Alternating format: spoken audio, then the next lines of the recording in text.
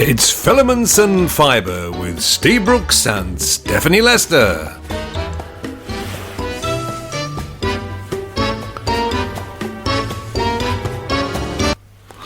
I must fade that out. Fade it out? I keeps meaning every time I start playing it, I haven't faded it out. I sound really tinny. You sound tinny? Yeah. I've got you turned on and turned up. Are you, Mrs.? Why do you sound so tinny then? We didn't do a sound check. We never do a sound check. When the last time we did a sound check, we can't remember. Oh, this is funny, isn't it?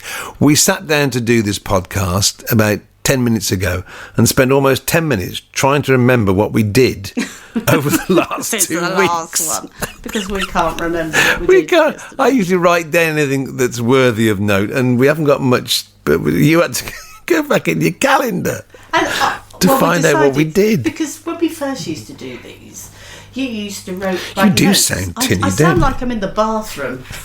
And I'm not. I don't know how to. I've got your phantom power on. Okay. Which is phantom power. Yeah, you got 45 watts of phantom power. But I do sound a bit weird. I don't know. I think you're not close enough to you. No, I'm really close down. And it doesn't... Oh, that's better. What, like that? Maybe if you lay down on the floor and I dangle the microphone over your head. Yeah. Okay. You wouldn't be able to get up again, would you? Anyway, we'll carry on with me in the bathroom. I want to know why it's sounding so bad. Do you know what? What's that? It's not good listening. Watching you do those fiddling with the buttons. Fiddling with knobs? No. That's better, isn't it? I've turned you up a bit. Oh, hello. A bit better. But I'm very loud. Oh, you're very loud. Yeah, loudly. In the bath. That's the that's part better. of the course. That's better. I don't know what's happened. I just fiddle with a few knobs here. Yeah. God, this is so slick, isn't it? I know. Look at us. This is like a oil slick. This right, is restart. No, so we spent the first 10 minutes trying to decide what we did. But we did come up, and in the end, you were going, "Oh my god, yeah! Oh my god, the most important thing, yeah, in the last fortnight was your birthday. My birthday. Your birthday, yeah, birthday. My birthday, not quite my big one. My big one's next year. Yeah, it is, isn't it?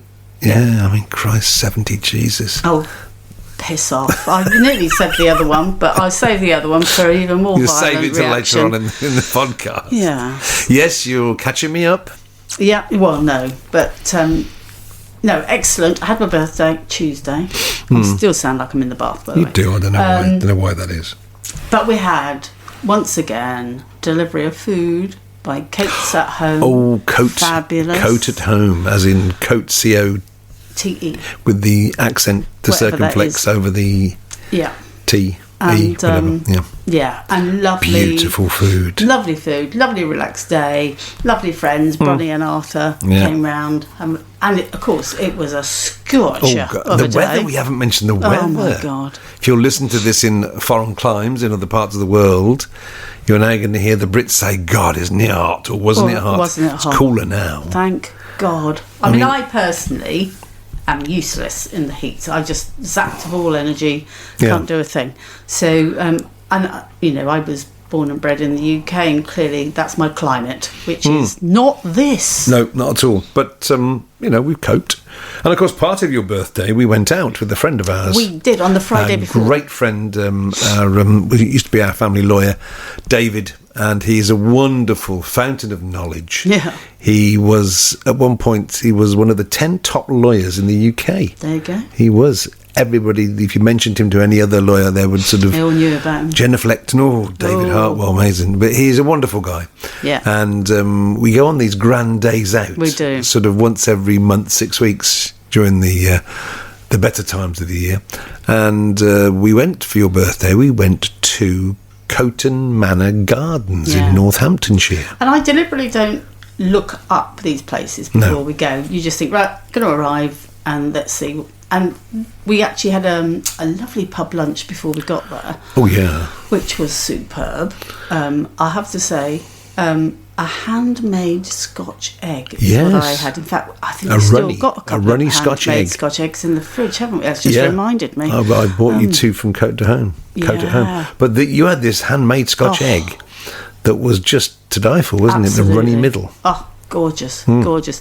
Anyway, Fabulous. So but the most amazing thing about these gardens, this place, was it's privately owned. Yeah. And we were wandering around, and there's a surprise around every corner, wasn't there? There's rills and little waterfalls and little ponds and pools. It's sort of on a gentle terraces down. And we saw an old lady who was in a wheelchair on a frame or something. On a frame, I think. She obviously goes there a lot. Yes. She said, "Are you enjoying yourself?" And we said, "Lovely." She said, "You've only seen about a sixth of it." Yeah. Oh, you could see that there was a glint in her eye, wasn't Yeah. there? Which was, you've seen nothing yet. No. So we wandered, and every turn was beautiful, beautiful. And we got right down to the bottom of the gardens, and it was like you had to sort of... Where the hell am I?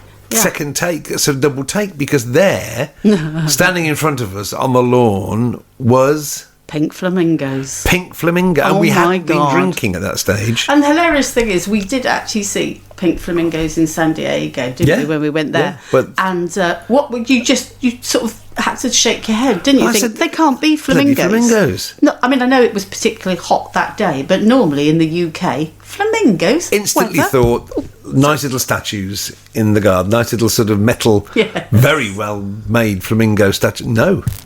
And then over by the fence there was two young flamingos, Young because when ones, they're yeah. young they're very, very pink. Yes. Because the Much bigger. adults feed them a Pinker. lot of the food that's got the particular fish Yeah, it's in the it. fish, isn't it, with the pink, which turns Krill them. type stuff. Anyway, and then I found you something, didn't I? You did. I found you a flamingo feather. Yeah. He Yeah. chased after that bloody my flamingo God, for it went hours. all around, and in the end I launched myself at it, grabbed it by the...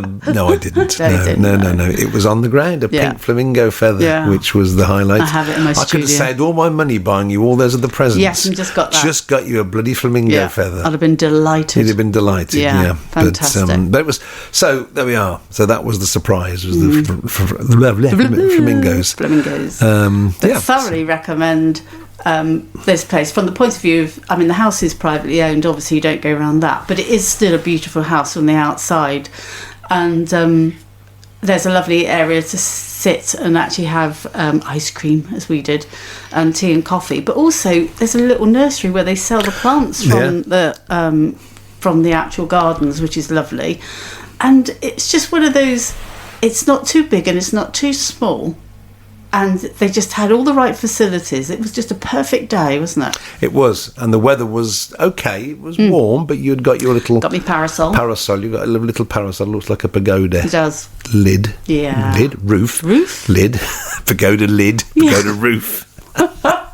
So that's probably the most... Well, no, that's one of the major things that happened in the last 2 weeks. But I will also mention that one of the wonderful presents that you got me was this beautiful silver necklace that Showing I'm wearing now. Yes, which is a sea turtle, obviously. Yes. But my favourite, jewellery maker. Jewellery maker, Marmoset Designs. Yes. And we used to see them at the show we were at. Yeah. So In fact, one of the shows I went to, I asked everybody to help me to choose which one I would buy.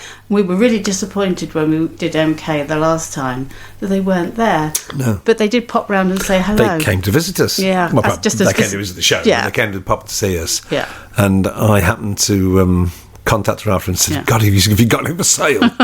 Every MK show, she loves to get one of the odd pieces. Yeah. So, and they got the sea turtle. Yeah, she sea got the sea turtle, the lovely silver sea Beautiful. turtle. Beautiful. And of course, the present that I made you in plain sight. Yes. Over the last, you've probably seen, of those of you that have been checking my lives, it's not on my feed yet on Instagram, but certainly on the lives, I've been making a lamp of Athena, the goddess of war, strategy and wisdom. Yes. And for the moment I started making her, So I love that. you loved her, and little did you know I was just making her for you. Yeah. Because you are my goddess of war, strategy and wisdom, darling.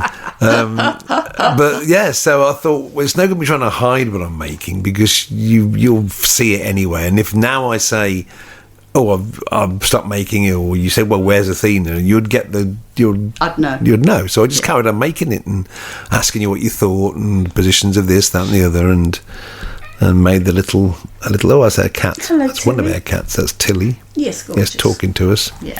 Wants to be a part of the podcast. Of course she does. So that was that. So, and then it took you 2 days to recover from the day out. Oh, it's my hay fever. Yeah, hay fever. Oh, yeah. and I still have not ever found a tablet, although we've got one which has been recommended, which we still haven't got yet. No. Non-drowsy. Basically, they just make me really, really drowsy. So either I'm just full of cold and horrid, or I'm falling asleep. You're asleep, yeah. So neither is very good. Yeah, which would you rather have, folks? Send us a postcard to the above address. Steph, half falling asleep, or asleep. Yeah. Lovely. Yeah. Yeah, so that's your birthday out the way for the done. year now. Another Forget year. it now. So you've finished celebrating. That's it now. Although the going away to Wales could have been considered a part of my yes, birthday. I had said to you that we would go to Wales. I had said to you we'd go to Wales in my MG Roadster, but it hasn't arrived back from the place that's. But we didn't rely on that. Refurbishing it. No, so we decided we were still tootled down to Wales because, as you all know, it's the place where we decided that we are going to go and live. Yeah.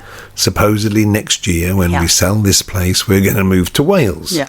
And that was the idea that this weekend we went... Go and look at some areas. And just narrow it down from the Principality of Wales... We've kept on saying it will be in the Llandovery area. But not really knowing what that area really meant. And we had stayed in a place called Llandysol a previous year for my birthday. And we really loved that. But we didn't really want to live in that area. We preferred... Well, Llandovery is just in the lee of the Brecon Beacons, which is the Brecon National Park, one of the national parks in the United Kingdom. And it basically is it's just forests and beautiful walking areas, and all the little towns, little market towns that are at the foot of the hills are little tourist towns, really. Beautiful. And Llandovery is one of the major... And we liked Builth Wells, which is where the show was. Builth Wells, the Royal Welsh Showground is. But Llandovery is the place that's right at the sort of foot of the Brecon Beacons. Well, we found out, didn't we, that it was actually a drover's town, which means it was the men who literally drove by walking the cattle. Well, it was also, it's not just cattle, sheep, it was cattle, sheep, goats. Anything with 4 legs.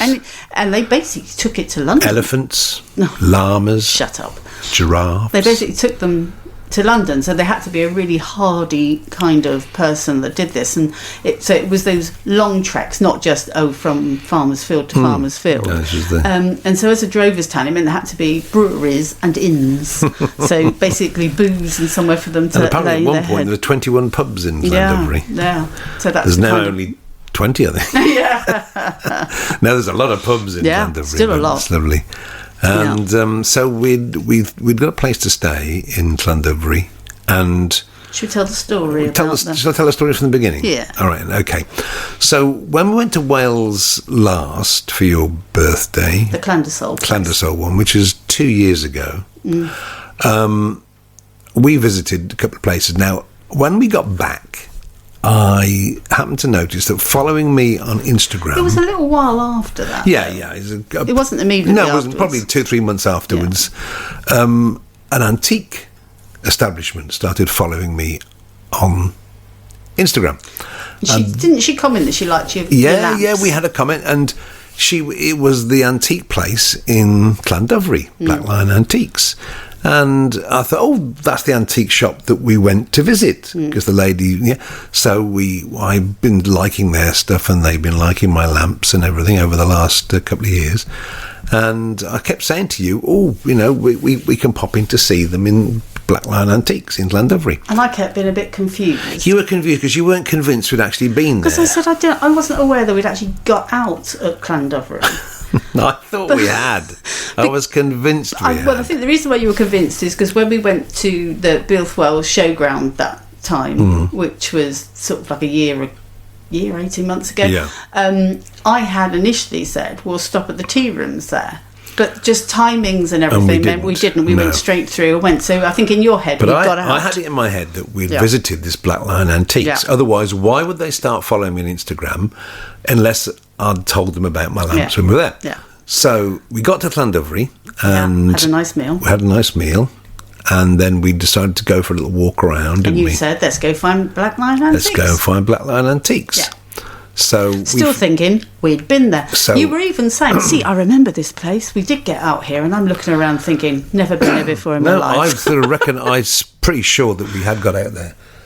So I'm just checking we're still recording. Okay. So we approached this building, Black Lion Antiques. It's a very recognisable building in one of the major streets in Llandudno. It's like the Market Square. It's the Market Square, and it faces down the road to the Market Square. Yeah. And it's a very impressive building that's sort of a clarity, plummy pink in colour. Listed building, you can tell it's beautiful. And so we got to the antique shop, and I suddenly realised, no, we hadn't never actually been there. Yeah, so we were laughing. We were laughing, saying, "Oh God!" Well, you were just making fun, doing my normal. Here we go again. Twat, you twat. Yeah. So we looked through the window, and we realised, no, we hadn't been there before. We liked some of the things and thought, how lovely. So it looked great. So we then wandered off, and we thought, well, let's go and have a look in the window of the estate agents to see whether there's anywhere nearby that looks okay. Yeah. So we went to the window, and there in the window of the estate agents was this property on Stone Street in Llandudno, and it was called Stone Street Boutique. Yeah. And the picture on the front was of the Stone Street Boutique, which happened to be... Well, at the time, though, we looked at it and thought, oh, that's interesting, because we weren't really looking for a property with a shop. But then I looked at the accommodation and looked at the price and said, ooh, that's interesting. Because basically it's a shop, a very spacious shop downstairs, loads of storage space, and a 3-bedroom house sat on top of it. So you said, let's go find it. Yeah. And so I took a picture of the thing in the window, and off we went, and we ended up standing in front of Black Lion Antiques. It's the same place. Oh my God! Now this is getting spookier and spookier by the minute, isn't it? Because we'd never been there. I was convinced we'd been there, and we're now looking at it thinking we might like to buy this place. And so, to cut a long story short, we arranged to have a viewing, which we did on Friday. Saturday.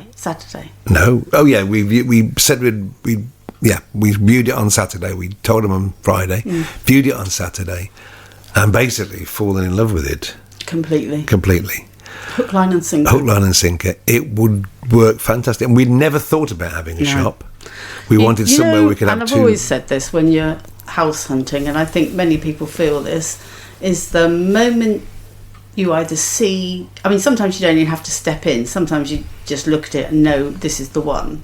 And we felt really connected to it before we even went inside. But once we stepped inside, it was just, this is home. It was just, I don't know, there's something about it that we instantly started to plan in our heads. Yep. Because we wanted somewhere in Wales that we could live and have our art studios. Me, a workshop, you, your art studio, and a couple of offices. And this place, we thought of it now as having like open studios downstairs in the shop where we're working and people can pop in and see us at work and have it as a shop front as well to sell your fibre sculptures, my lamps. And so all we've got to do now is find the money. So it means that this house here that we were going to put on the market next year, we've got to work our proverbials off in the next week or two to get it on the market. Thankfully, it'll probably sell quite quickly because we're in Stratford upon Avon. Well, it's a particular road. It's a particular road that we're in that people do want to live here. And there's a new estate just being built down the road, which has done us a favour. Yes. Because they are houses about the same price as this will be, but they haven't got any gardens. No gardens. You know, a little patio garden. Great big 4-bedroom house. Do they even have somewhere for people to park the car? At the front, Do they? But we've got a huge garden at the back and a fairly big garden at the front. And a garage. And outbuildings. And your studio stroke building down the bottom, which, so fingers crossed. Yeah. So we could be moving into Wales, not just to a little cottage in the countryside, but we could be moving in the middle of Llandudno with a shop. Fabulous. Watch this space, folks, because it could, I'm going to make an offer tomorrow anyway. Yeah. Ring them up tomorrow. Make an offer. Excited. Something else had also happened this week, which actually my mum gave me some money for my birthday, and I decided I wanted to have a session with a lovely lady who is known as the Tribal Angel, Sheila Rose, didn't I? Because I said, oh yes, you did, yeah. Because I said with all my meditations and dabblings, I'll call it, because I never think of myself as particularly competent. In sailing terms, there's a thing called a competent crew, and I always said I was incompetent crew. I'm the same when it comes to meditation. I always kind of think of myself as the incompetent one bumbling around. The incompetent meditator. Yeah. The Fibre alchemist sounds better. Yes. As in, yes, better as a name. The incompetent meditator. But then I found it was... because lots of people, when they meditate, see things and other people don't. And I think it's a lot to do with the different clairvoyance, there's many different, and some obviously clairvoyant you see, and all the other senses. So what other clairs? I can't remember what they are because I'm incompetent. I can't remember what they are. But anyway, I'm clearly one who actually feels senses rather than sees. So one of the things that Sheila offers is to tell you what your guardians who are with you all the time. Like spirit guides. I've always thought of myself as having a fairy godmother, and I've never known who they were, but I always talk to them. I'm always aware that they're there. But then in speaking to many people, they tell you that you haven't got just one, you have many, and you think, oh well, I've always thought I've just had one, so it would be really nice to find out who they are, what they look like, because I've never seen them. So that was I thought, it'd be wonderful. So anyway, I contacted Sheila and we booked an hour session so that she could talk to me about basically the Steph tribe. Because the funny thing was, fantastic. It was quite spooky because she used to have a brand name called Tribal Angel, didn't you? I did for a very short time. I had a child's clothing range which didn't go very well, but I just had my little thoughts because I had a niece just born at the time and I was designing little outfits, and I chose to call it Tribal Angel because I always think, well, we like to think of our children as little angels, but they're not really. But I just love this idea of there being a tribal angel because you could be a bit funky and a bit out there type thing. Clearly, Sheila has chosen tribal angel for a completely different reason. But I was immediately I saw that name, was attracted to her for that reason. But lovely lady. And obviously very talented. And I do believe that she will also... paint your guardians, because obviously she's seen them and can paint them for you if you want to.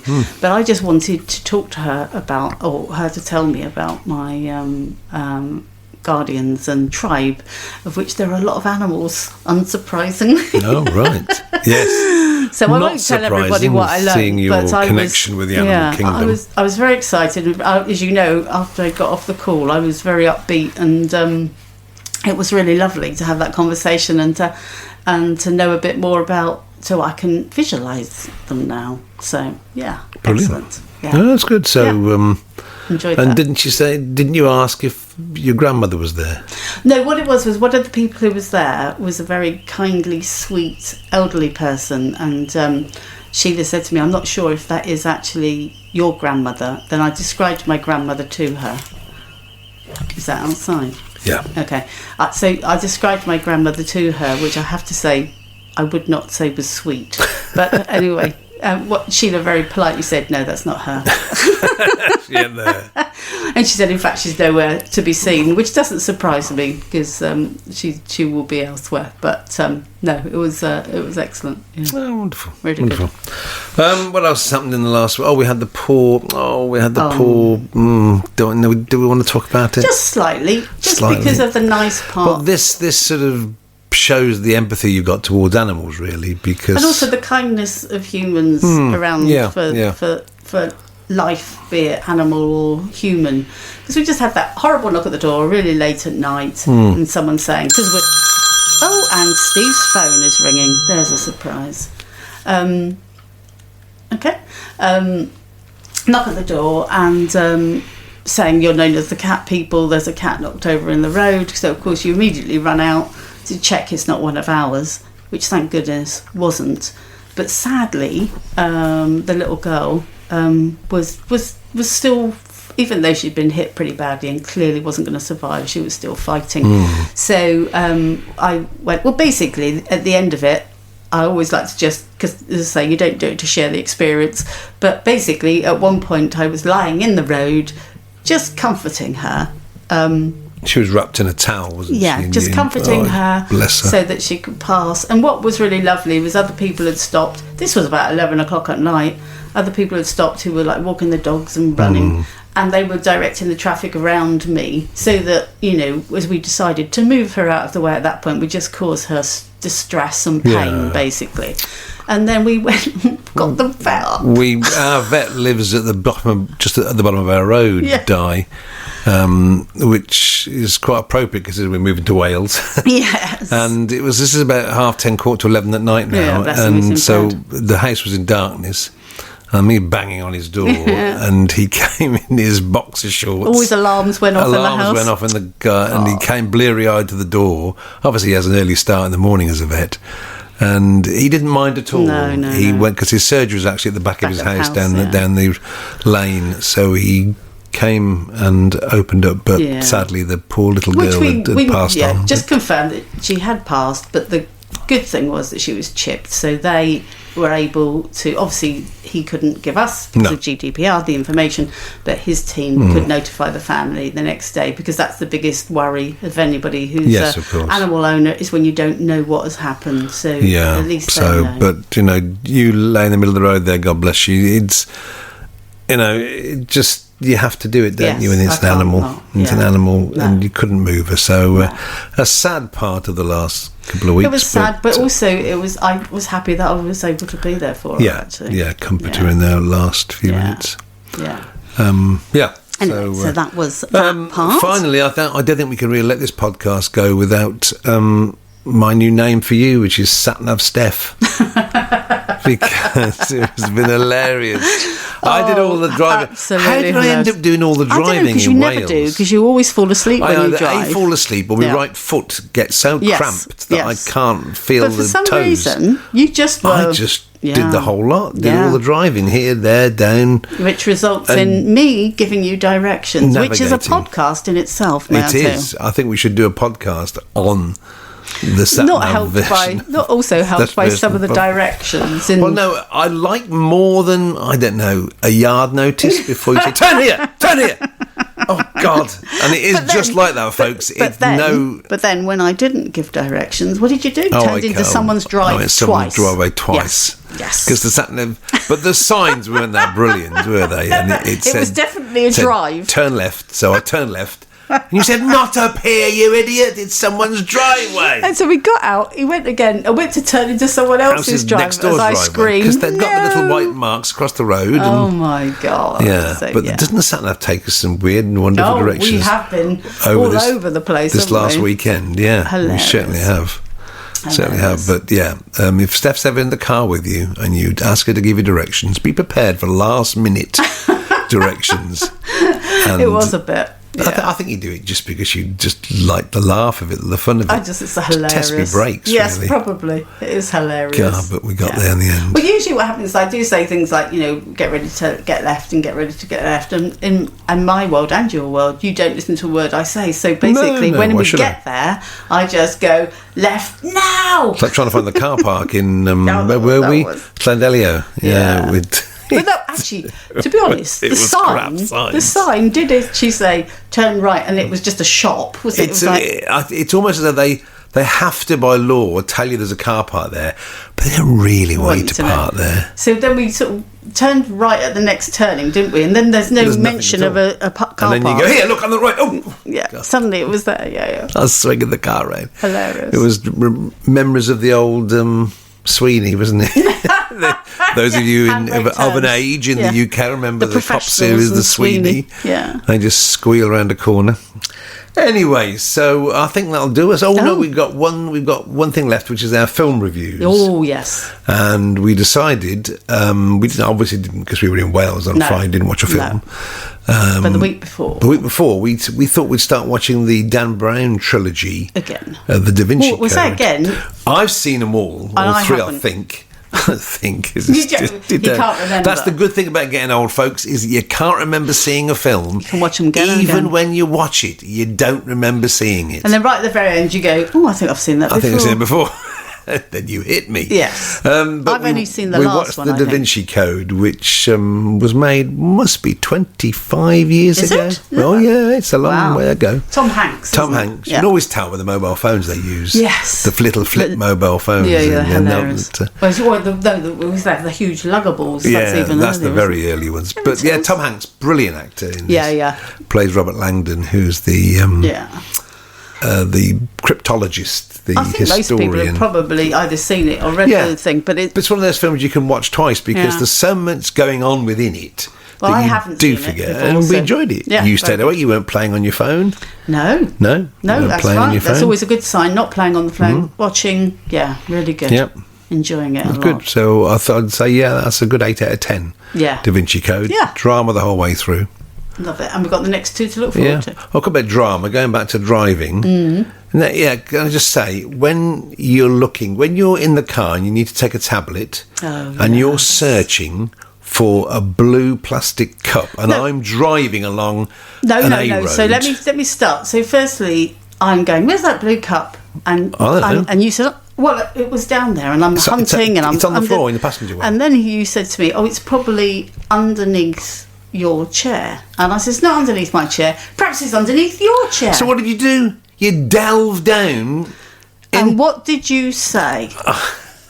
What did I say? Yeah. I said... What you actually said was... I said, stop fiddling down there when I'm driving. Yes. Of which you said, that's the title of the podcast. Don't go fiddling down there when I'm driving. It was just crazy. Hilarious. I'm driving and you're saying, where's the person? Oh, God.